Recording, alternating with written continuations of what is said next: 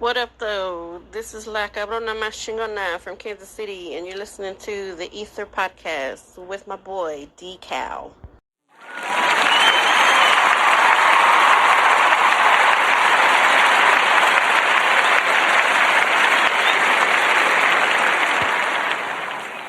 What up, what up, testing. 1, 2, 1, 2, are we on? Looks like we are. Hey, this is D-Cal, host of the E.I.T.H.R podcast. How you guys doing? Here we go, a show to slowly unfold some views that's in the news that make us uncomfortable. You never heard this podcast is broadcasting contrast of popular opinion. Stop that, assuming that you knew every view that's brewing. So keep it moving. If you got any sense, then you're welcome to put two so in. Listen in, relax, chill, take a breather, and let D-Cal put y'all onto the ether.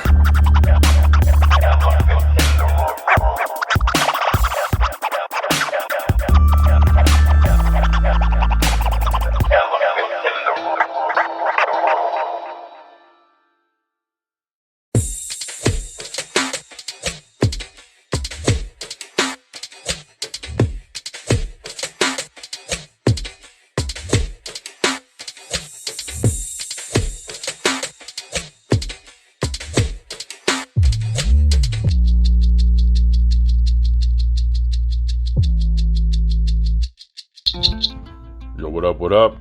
Is the thing on? Yo, it's D-Cal, host of the E.I.T.H.R podcast, episode number 142. Welcome. Happy Monday to everybody. I'm coming to you live right now from the GNSHQ here in Northern California.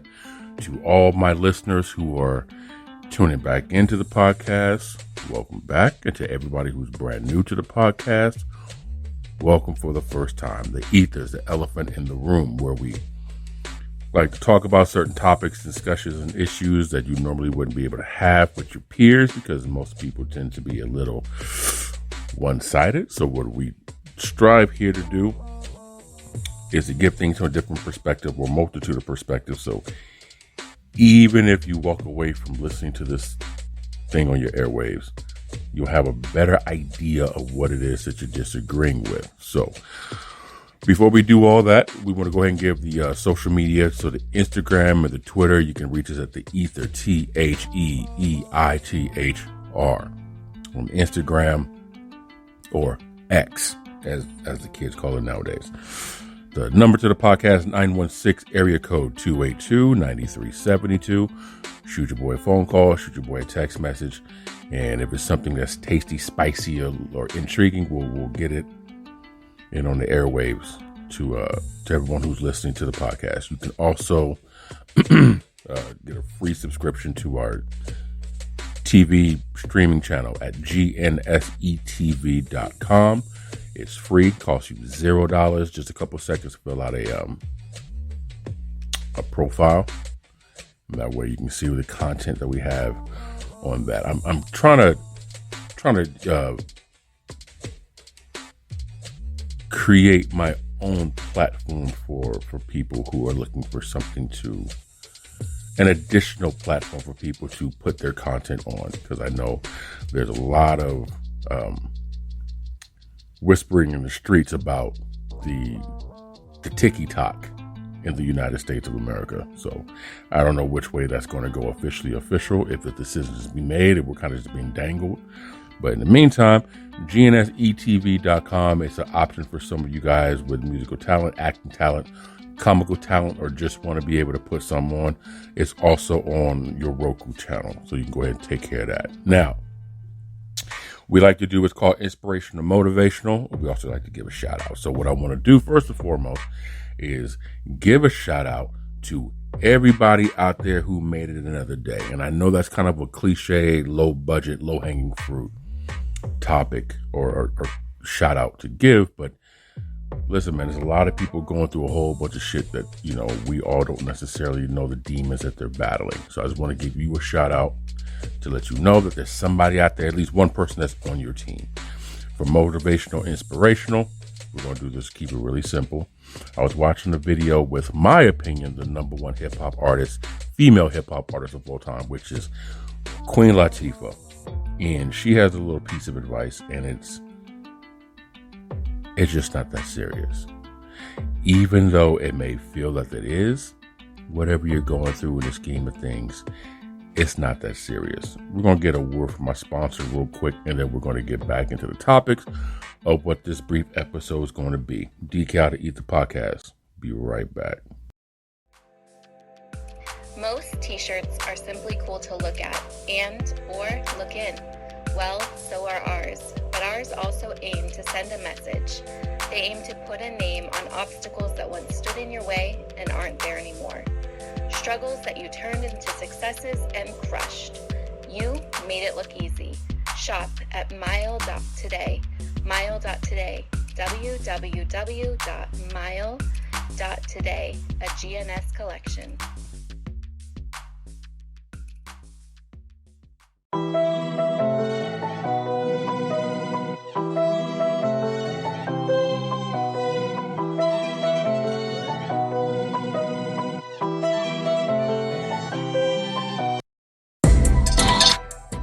All right, welcome back, y'all, to the E.I.T.H.R podcast. So what we're going to do is we're going to get into just a handful of topics real briefly. So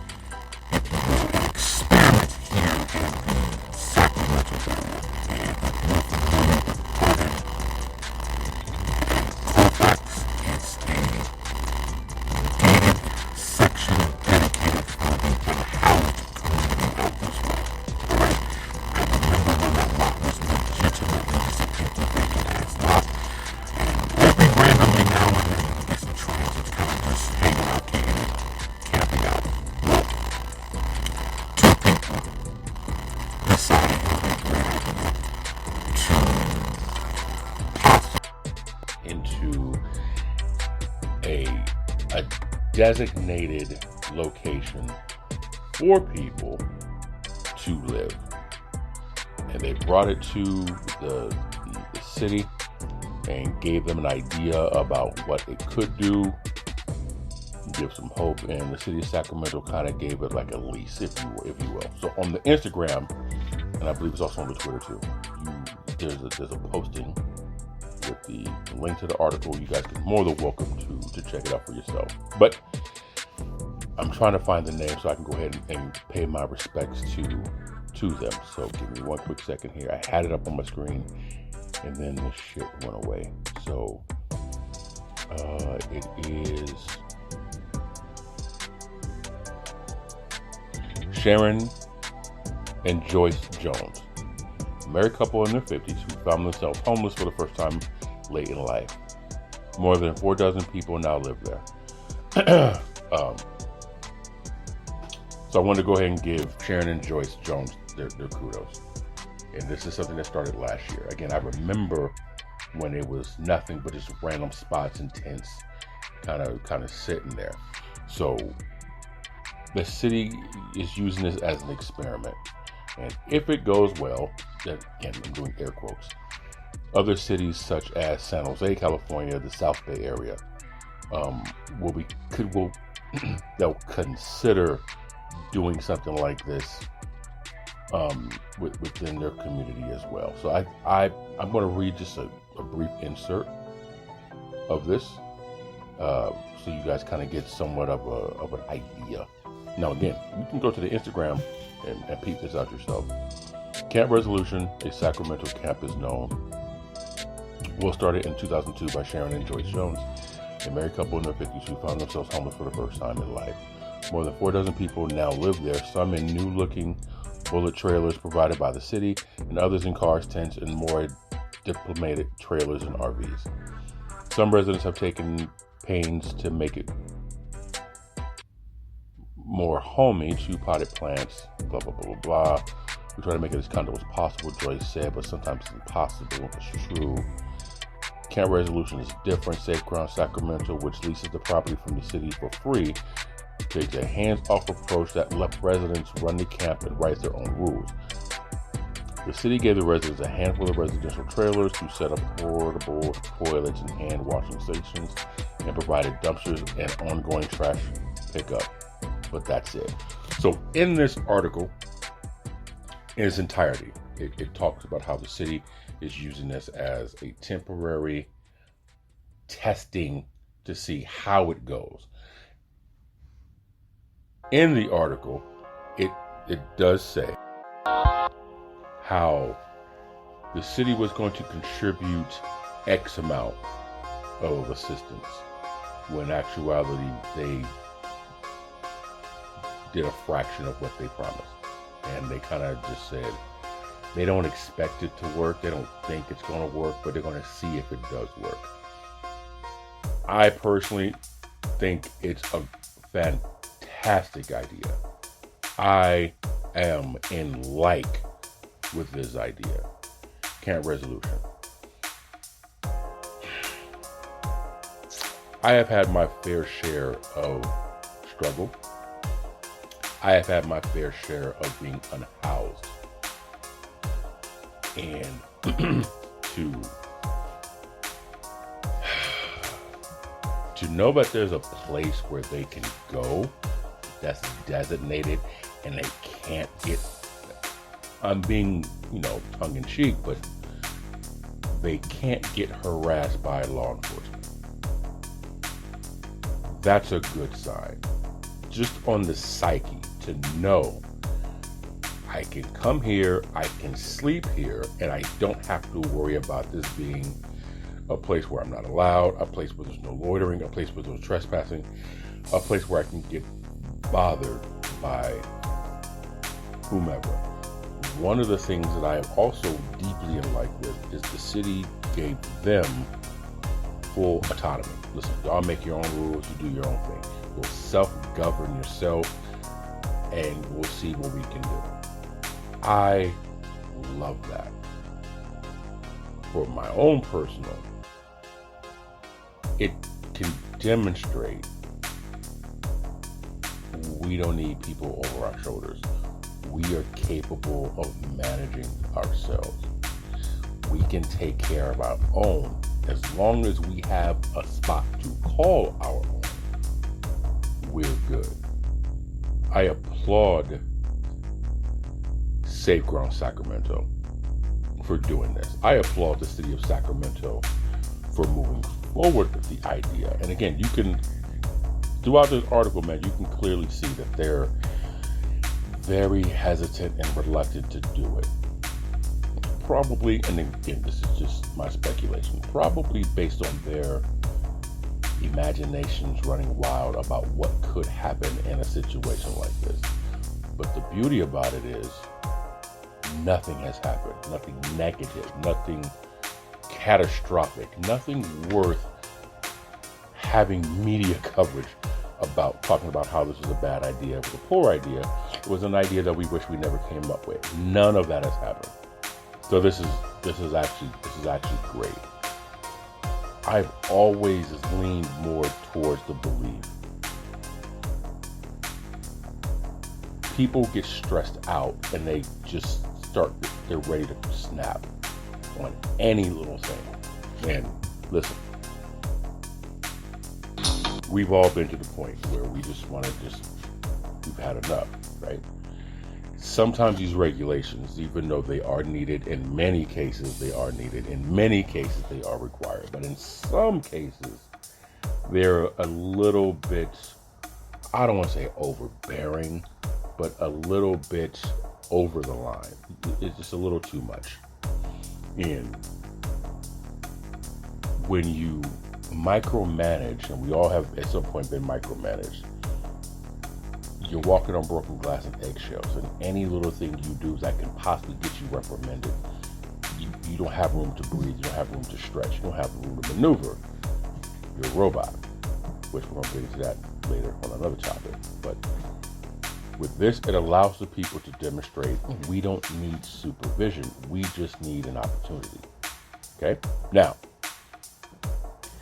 moving a little bit further with that idea of camp resolution, I can honestly see that happening in more communities because depending on the age of whoever's listening to this episode right now on the ether, you remember where neighborhoods were kind of policed amongst themselves within the residents. Now, serious issues, you had law enforcement step in, of course, but every neighborhood had like a community feel where everyone looked out for one another. Even the drug dealers looked out for the kids to make sure that the kids didn't caught up in any mischief and that they would kind of steer them away from anything that was potentially, possibly, probably about to go down on the turf. I remember growing up in Oakland when we would walk home from school. Almost every neighborhood we went to or every other block we went to on our way home, there was always some parent looking out for the kids, right? And I would never forget, it was me, I can't remember the other kid's name. I want to say Rel, but I could be completely wrong. And Andre. I remember the time when the three of us got into a fight. We had to walk home. I believe we went to Rel's house first, had to deal with his parents. Then me and Dre walked home. I had to deal with his parents. And then by the time I got home, they had already spoke to my mother. So I had to deal with my parents. It was one of those scenarios where the parents looked out for each other's children. Some neighborhoods were a little more lenient. There were some neighborhoods were a little bit more militant, right? But the neighborhoods kind of took care of each other. Also, if you pay attention to some of the movies in the 80s, again, we could play outside and not have to be bothered. Man, listen, I remember growing up on Chestnut Street where the dealers, they knew, my two elder brothers, but they knew I wasn't, my elder brothers made sure that I was not going to be associated with that lifestyle. And so you had cats like Boo, you had Lil Rob, you had Sean, you had some of the people on the block that whenever they saw me hanging out, all right, little D, go back in the house, man. Nah, get away from here. It's hot. You don't want to be over here. It was, they did that. I had a cousin once when I walked up to him, so excited to see him. He would put his arm around me and he would walk me away from where he was at. And my father told me it's probably because he knew he was under surveillance and he didn't want anyone thinking that you were part of anything that was going on. So he was looking out for you. The point is, if people are given room to breathe without feeling that they're being micromanaged or under a microscope, which there probably are anyway, but they don't have the belief that they are, and you give them some leniency to maneuver amongst themselves accordingly, you'll see that neighborhoods have certain ways of disciplining those that need to be disciplined. With camp resolution, it appears they don't have any problem. It's a tight-knit community. And driving past it every now and then, when I'm out there doing my door dashing, I've not seen one altercation. Matter of fact, to be honest with you, I drive with my windows down. That's just how I drive. I don't care what the weather is. My windows will be down 8 times out of 10. I haven't heard any type of loud, obnoxious yelling, screaming, hollering, inappropriate language, none of that. None of that. The only way you know people live there is when you physically see people out there. Outside of that, you would think it was like a car lot, right? There's businesses that's around there. I have not heard or seen any disruption. I have not even seen sheriff or police or any type of law enforcement vehicle posted out there. And I'm driving up and down that street a lot daily. Nothing. Good for them. Good for them. I really, really hope that when this lease is up sometime this year, it becomes a permanent thing. I hope that this project spreads out throughout the city, because unhoused people are constantly being told where they cannot be. I want you guys to understand that. They're always being told where they can't go. Hopefully this starts a trend where law enforcement and other people can finally tell them where they can. And I have been in a situation where I'm dwelling in a certain area and I'm woken up and told you can't be here. And the question you ask is, well, where can I go? And the response, 80% of the time, I don't know, but it can't be here. That's extremely disheartening for someone to tell you that you can't be here, but I don't know where else you can go. Just for you to find another location. And within a matter of days or a week or two, have to be relocated again to the same situation. It's very taxing. It's very taxing. It's very heavy on the nerves, man. It puts problems in a different perspective when that is your world, and then you have people complaining because they have a red light, or they're complaining because someone didn't use a signal. Yes, those are issues too. Those are problems. Those are extremely annoying. But imagine, in essence, being evicted almost every couple of weeks, and your belongings get dwindled down to what you're only able to carry, because everything else has to get left behind because you're being rushed away. That's very emotionally, it takes a lot. So I'm glad that this program is actually it's got some traction. That's dope. Really, really dope. So the next thing I'm gonna talk about, again, that's Camp Resolution. You guys can look it up on the Instagram. Like I said, take a look at the post. Take a look at the link. Read the article. It's a breath of fresh air. Now, Elon Musk had a video on social media, and the video was him basically speaking about how he believes we are eventually going to get into a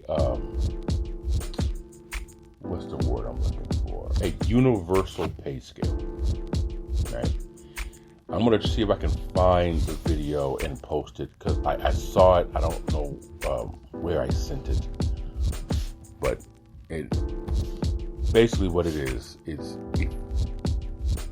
because of the rise of technology, because of the rise of AI, right? Eventually, it's going to get to a point where a good portion of people won't have employment. Now, I'm not sitting there saying that the robots are going to take all their jobs. I'm not saying that at all. But what I am saying, that there's going to be a good portion of people who don't have jobs. In his video, he makes a comment. In some cases with people, your job is your purpose, right? Your job gives you purpose. It gives you a reason to come home. It gives you a home. It gives you food on the table. In some people, it can define you. There's a lot of people who take pride in what it is that she or he does. in the workplace, right? There's a lot of people who take pride in having a partner, having a spouse, having a parent, having a child in a certain occupation. It gives purpose, it gives honor, it gives inspiration. Now, these positions ultimately are being replaced by human bodies or mechanical or artificial. It can take that purpose away. What's the meaning of me being here? I went to school to become, so I can be, and it's being replaced by fill in the blank. What am I to do? What does this mean? Who am I? A very poor analogy, but with serves the purpose, is athletes. Once athletes are done playing their sport, they have a very hard time grasping with the quote-unquote normal world. Because for 2-3 decades, all they knew was baseball, football, soccer, basketball. That's all they knew. You take greats like the late Kobe Bryant, 25 hours a day, 9 days a week, 470 days a year, basketball. That's all he did. It took him a minute to get acclimated with 100% dad and husband life. There's a routine. So a lot of players have even said after they retire, they don't know what to do. Another reason why you see so many athletes taking over commentary positions on television, because it allows them to still be a part of the game that they know. They can't physically participate in it, but they're still engaged with the players. They're still involved with the team. They're still interacting with the crowd. They still have fans that recognize them. They're still on that quote-unquote, lack of better terms, on that pedestal. They're still on that podium. They're still on that platform. Take that away from them, in some cases, they feel as if they're diminished. No different than somebody working at a job for 20, 30, 40 years. Then you retire, you sit home. It's almost as if you start to wither away because you don't know what to do anymore. Ultimately, that's what he's getting at. So he kind of has this argument in this video that we might need to start getting to a universal pay scale where everyone across the board, quote unquote unemployed people, just to kind of give it a title, will start to have an income, a universal equal pay. Doesn't matter how long you've been, doesn't matter how long you haven't been, it's going to be the same. So if you are within this bracket, that's exactly what they're going to probably give you. What do you guys think about that? What do you think about the idea of having a universal pay scale for those who can't find work due to being replaced with what the world is heading into with technology? Do you think that's valid? Do you think that's fair? How do you separate that from government assistance? How would you say that is different than receiving unemployment or welfare? Do you see a difference? Can you justify it? I'm sure there's somebody out there who will. I'm sure there's somebody out there who says there is no difference. But what do you say? What say you? Next thing I want to get into with that. California. Oh boy, I love y'all, man. Some of the biggest issues we have with our government isn't the people. It's the people running the people. That's a huge problem. It's so damn frustrating. I read the other day a bill has passed in the state of California where, and I believe it's going to take effect next year. Maybe late this year, but most likely next year for sure. Electricity bills. Yeah, buddy. Currently, right now in the state of California, Our electricity bills are based on the amount of electricity that we use, right? So a lot of companies, PG&E, for example, out here in Northern California, they encourage folks to use appliances in the evening time during the week because that's when more people are getting home and unwinding and unsettling and you know, and kind of just trying to take off the day, if you will. They're now starting to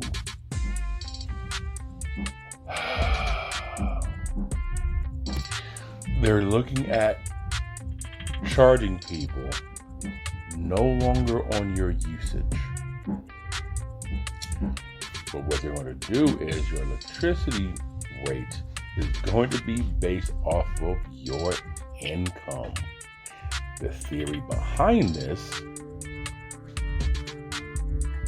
is with some of y'all who are wealthier, air quote, you can contribute and offset some of the hardships and the burdens that's on the shoulders and backs of the less financially able people in the state. So to put it extremely blunt and oversimplified, if you have a certain income, your electricity bill rate is going to be based on your income. So that way the person who makes significantly less money than you, they don't have to pay as much. Right. That face. That face you just made, that sound effect you just did, I did the same exact shit when I read that too, Pimpin'. Listen, I get what they're trying to do. I get the intention. I get what they're meaning. The execution is going to be a problem because you want to start seeing a whole lot of people migrating to states like Arizona, right, where it's cheaper to live. You're going to start seeing people migrate to places like Oregon. Hello, Nevada. You're right there with you. New Mexico. They're going to bring their California incomes more to the southwestern states. The issue is us Californians are going to have a whole hell of a lot of a rude awakening when it comes to the culture shock. Like in Arizona, open carry. You see somebody with a concealed weapon, you see someone with an unconcealed weapon. That shit's legal. You ain't call the cops. You can't tell somebody that. You're going to see a lot of cowboy boots. You're going to see a lot of rattlesnakes. Let me tell you something from personal experience. It is hot as camel balls in the summertime. Last time I was in the state of Arizona, January 2nd, 2010. Oh my God. Right after New Year's, we're looking for an apartment to rent. I talk to the landlord, I make a sarcastic comment. I say to the woman, I say, wow, this is kind of what the winter's like out here, huh? Being tongue-in-cheek, completely sarcastic. She says, yeah, it's usually not this cool, but yeah, this is kind of normal for this time of the year. I'm gonna mind you motherfuckers, January 2nd, 2010. This is around 11 o'clock a.m. It is 82 degrees. You can kiss my ass on Taco Tuesday. Someone told me they were able to fry an egg on the sidewalk in the summertime in Arizona.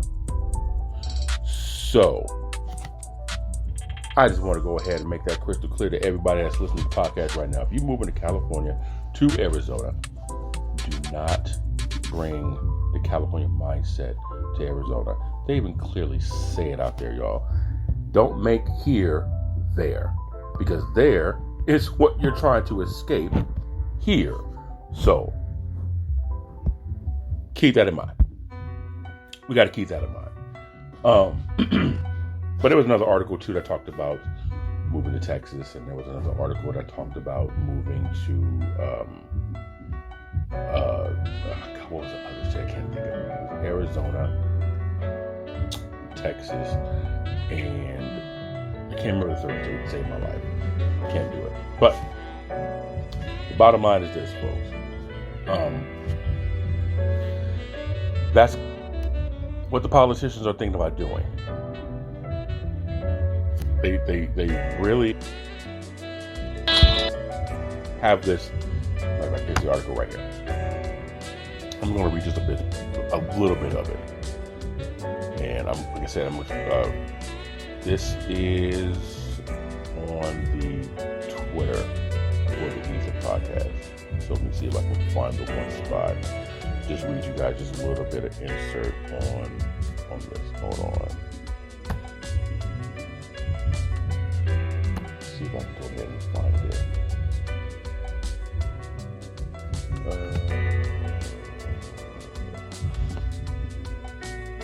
Okay, so this is from a blogger's website.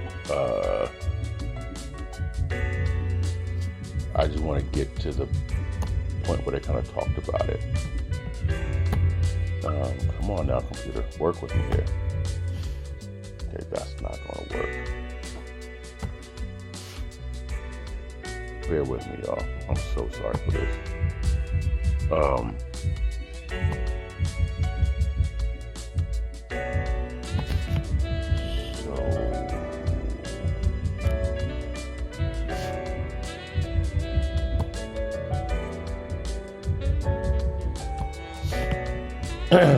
I wanted to get to the part where it's talking about the utility, but like I said, California's new income-based electricity bill, a game changer or a deal breaker.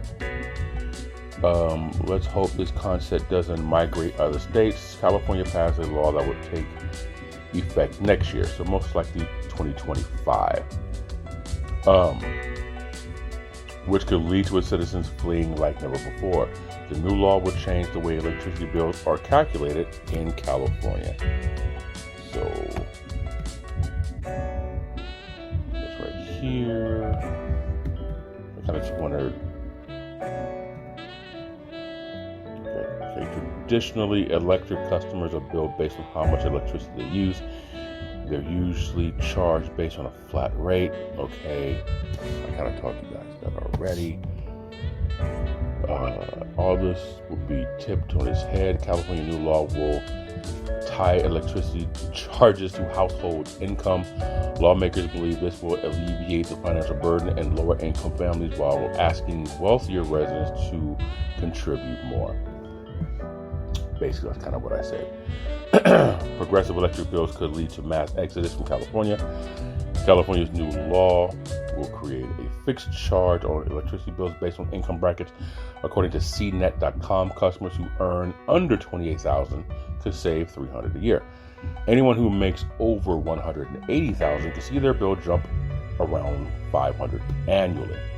The way lawmakers intend this to work is to distribute the cost, maintain, and upgrading California's aging power grid more equitably. So, real quick, now that you kind of heard that, you can go to the Twitter account. I'm going to try to put this on the Instagram account as well so you can see it.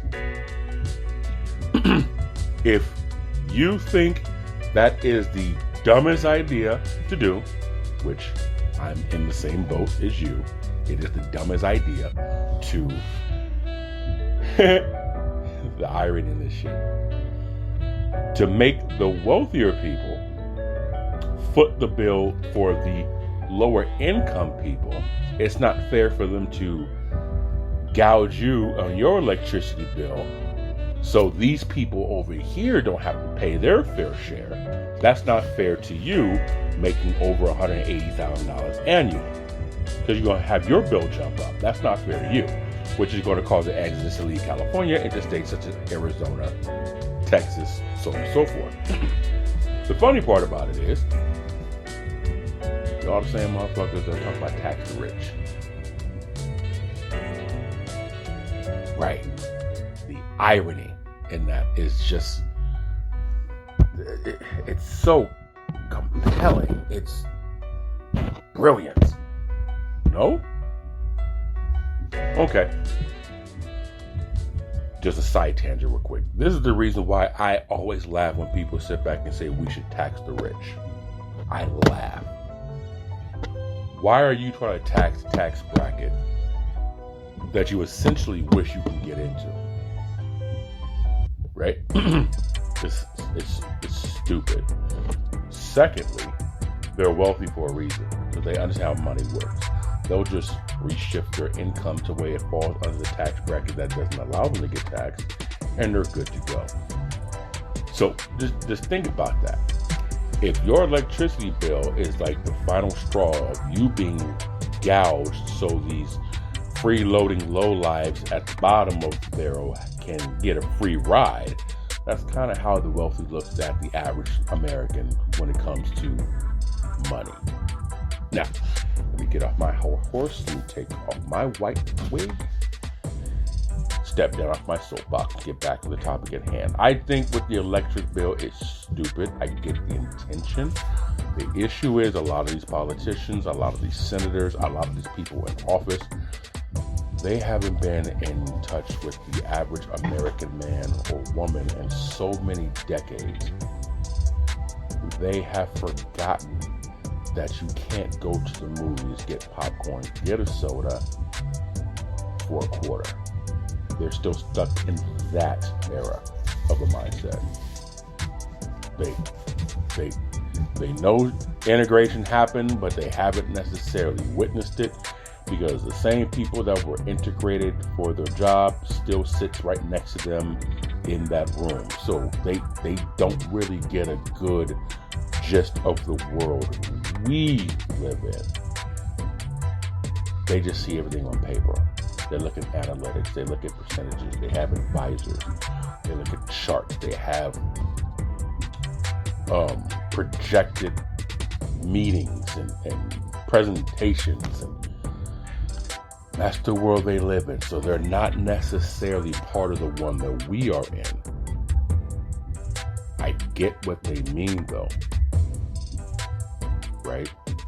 But again, if you're making $200,000 plus in California, I don't think that's fair for you to have your electricity bill jacked so I can get a break. I don't. Again, I don't think it's fair for the wealthy to get gouged so the poor can get a free ride. That's me. What I do believe in, though, is the poor and the broke should get a free shot at what is owed to them. But that ain't ever going to happen, because if we get a free shot at what's owed to us, we will understand how to do more with less. So if you give us more, we'll do more and not less. But that's not how the game is going to be divided. It's going to be divided to where we get bare minimum, so that way they keep most of it, and then whenever we come out of the hellhole that we call life, they're going to put their arm around us, they're going to walk us away from the group of people, and they're going to call us special and give us our own dedicated island to live on, and separate us from taking anyone else out of the pond, the crab in the barrel effect, if you will. The electricity thing, I kind of see it as a smokescreen. I see it as something just to put out to get the red ants and the black ants fighting in the jar. That's kind of how I see it. But it is California. Can't really be too certain one way or another. What do you guys think? Okay, you're more than welcome to give a comment on the Instagram. You're more than welcome to give a comment on the Twitter. E.I.T.H.R. It's your boy D-Cal with the E.I.T.H.R podcast here at the GNSETV.com. Please go ahead and give yourself a huge favor and just sign up for the thing for free. It costs nothing. Just a couple seconds to fill out a profile, and then you can see the content that we have up on there. GNS Entertainment is going to be releasing an album next month. I got something to say by your boy D-Cal. I'll keep you guys posted. 916-282-9372. We out. This is Krista from Sacramento, and you're listening to D-Cal on the E.I.T.H.R podcast.